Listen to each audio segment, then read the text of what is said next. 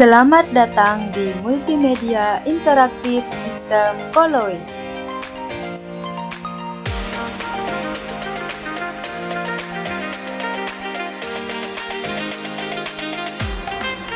Pada menu utama, terdapat 5 pilihan item. Ada pengertian koloid, jenis-jenis koloid, sifat-sifat koloid, kuis, dan petunjuk. Di sini ada menu petunjuk di mana ada tombol start, fungsinya untuk memulai. Yang kedua, ada tombol home, fungsinya mengarahkan ke menu utama. Yang ketiga, ada panah ke kanan, fungsinya beralih ke slide selanjutnya. Dan ada tombol panah ke kiri yang fungsinya untuk kembali ke slide sebelumnya. Sistem koloid adalah suatu bentuk campuran yang keadaannya terletak antara larutan dan suspensi atau campuran kasar. Kita masuk kepada pembahasan jenis-jenis koloid. Pada tabel tersebut ada 8 jenis koloid. Yang pertama ada aerosol. Fase terdispersinya adalah fase cair. Fase pendispersinya adalah fase gas. Contohnya awan, kabut, dan hairspray. Jenis koloid selanjutnya ada emulsi. Fase terdispersi dan fase pendispersinya adalah fase cair. Contohnya santan, mayonnaise, dan susu. Jenis koloid selanjutnya ada emulsi padat atau gel. Fase terdispersinya adalah fase cair. Fase pendispersinya adalah fase padat. Contohnya keju, margarin, dan jelly. Jenis koloid selanjutnya ada buih. Fase terdispersinya adalah fase gas. Fase pendispersinya adalah fase cair. Contohnya buih sabun dan krim kocok. Jenis koloid selanjutnya ada buih padat. Fase terdispersinya adalah fase gas. Fase pendispersinya adalah fase padat. Contohnya batu apung, styrofoam, dan karet busa. Jenis koloid selanjutnya ada sol padat. Fase terdispersi dan fase pendispersinya adalah fase padat. Contohnya tanah, lumpur. Jenis koloid selanjutnya ada aerosol. Fase terdispersinya adalah fase padat dan fase pendispersinya adalah fase gas. Contohnya debu. Jenis koloid yang terakhir ada sol. Fase terdispersinya adalah fase padat. Fase pendispersinya adalah fase cair. Contohnya pada tinta, cat, dan pasta gigi. Jenis-jenis koloid yaitu sol padat, emulsi padat, buih padat, sol, emulsi, buih, aerosol padat, dan aerosol cair. Koloid yang pertama adalah sol padat. Sol padat adalah jenis koloid dengan fase padat terdispersi dalam fase padat. Contohnya mutiara dan kaca pewarna. Koloid yang kedua adalah emulsi padat. Biasa disebut dengan gel. Adalah jenis koloid dengan fase cair, terdispersi dalam fase padat. Contohnya margarin dan keju. Ketiga, buih padat. Buih padat adalah jenis koloid dengan fase gas terdispersi dalam fase padat. Contohnya adalah batu apung. Jenis koloid yang keempat adalah sol. Sol adalah jenis koloid dengan fase padat terdispersi dalam fase cair. Contohnya cat dan tinta. Jenis koloid yang kelima adalah emulsi. Emulsi adalah jenis koloid dengan fase cair terdispersi dalam fase cair. contohnya susu dan santan. Koloid yang keenam adalah buih. Buih adalah jenis koloid dengan fase gas terdispersi dalam fase cair. Contohnya adalah buih sabun. Jenis koloid selanjutnya ada aerosol padat. Aerosol padat adalah jenis koloid dengan fase padat terdispersi dalam gas. Contohnya adalah asap. Jenis koloid selanjutnya ada aerosol cair. Aerosol cair adalah jenis koloid dengan fase cair terdispersi dalam gas. Contohnya kabut dan awan. Efek Tyndall adalah fenomena di mana partikel koloid memancarkan cahaya.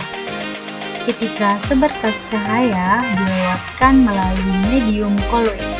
Hal ini bisa disebabkan karena partikel koloid yang berukuran besar bisa menyebarkan cahaya, sehingga menyebabkan cahaya tampak jelas saat melewati koloid. Contohnya seperti yang terlihat pada kabut di jalanan yang terkena sorot lampu mobil. Sejumlah cairan berada di dalam tabung kimia. Seberkas sinar dari sumber cahaya sisi kiri. Dari pengamatan, kondisi cairan masih sama, tidak terjadi perubahan sama sekali. Namun, ketika sebuah layar berada di sebelah kanan, terlihat ada cahaya. Artinya, cahaya berhasil menembus cairan tanpa disadari. Fenomena inilah disebut dengan efek Tyndall. Gerak Brown adalah partikel koloid yang mengalami gerakan acak atau zigzag. Gerakan ini disebabkan oleh tumbukan antara partikel koloid dengan molekul medium pendispersi. Gerak Brown juga dapat membantu mencegah partikel koloid mengendap, sehingga koloid tetap dalam keadaan stabil. Contohnya pada susu cair. Sejumlah susu cair berada di dalam gelas. Secara makroskopis, susu cair tersebut merupakan satu kesatuan. Artinya, jika dibiarkan begitu saja dalam waktu lama, tampilan dari susu cair masih sama dan tidak terpisah. Inilah dinamakan dengan gerak Brown. Adsorpsi adalah partikel koloid yang memiliki kemampuan untuk menyerap ion atau molekul lain. Absorpsi ini bisa membuat partikel koloid bermuatan, baik bermuatan positif maupun bermuatan negatif, di mana tergantung pada ion yang diserapnya. Sehingga sifat ini sangat penting dalam proses industri. Contohnya yaitu dalam penjernihan air. Perhatikan video berikut ini. Terdapat gelas kimia yang berisi koloid. Saat kita amati, dapat diketahui zat-zat terdispersi memiliki sifat distrik pada permukaan, sehingga dapat mengikat permukaan zat-zat asing di sekitarnya. Inilah yang dinamakan dengan absorpsi. Koagulasi adalah partikel koloid yang dapat digumpalkan jika muatannya dinetralkan. Koagulasi dapat terjadi dengan menambahkan elektrolit atau dengan proses fisik seperti pemanasan. Saat ditambahkan ion plus, maka ada muatan positif yang ditambahkan pada koloid. Hal ini menyebabkan muatan koloid yang bersifat negatif akan dinetralkan dari ion plus yang bersifat positif, sehingga muatan partikel koloid bergerak. Jika muatan koloid hilang, koloid tersebut akan bergabung. Hal inilah yang disebut dengan koagulasi koloid. Dialisis adalah proses pemurnian koloid dari ion atau molekul kecil yang terlarut dengan menggunakan membran semi permeabel. Teknik ini digunakan untuk menghilangkan pengotor yang berukuran kecil dari larutan koloid.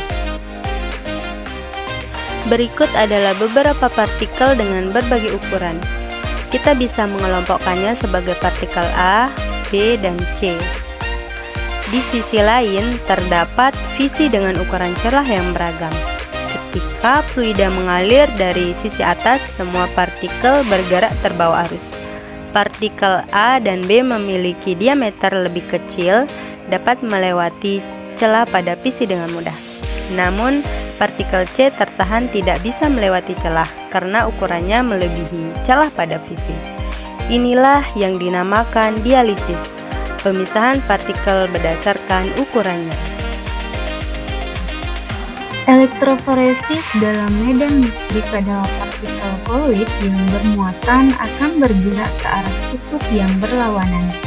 Jadi bisa disimpulkan bahwa elektroforesis menunjukkan bahwa partikel koloid memiliki muatan listrik.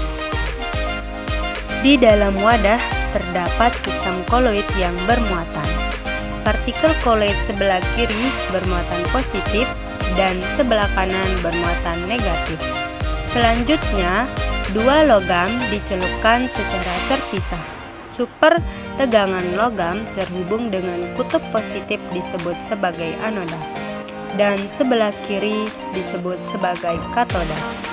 Ketika super tegangan di-on-kan, partikel koloid bergerak menuju partikel yang berlawanan karena adanya gaya koloid.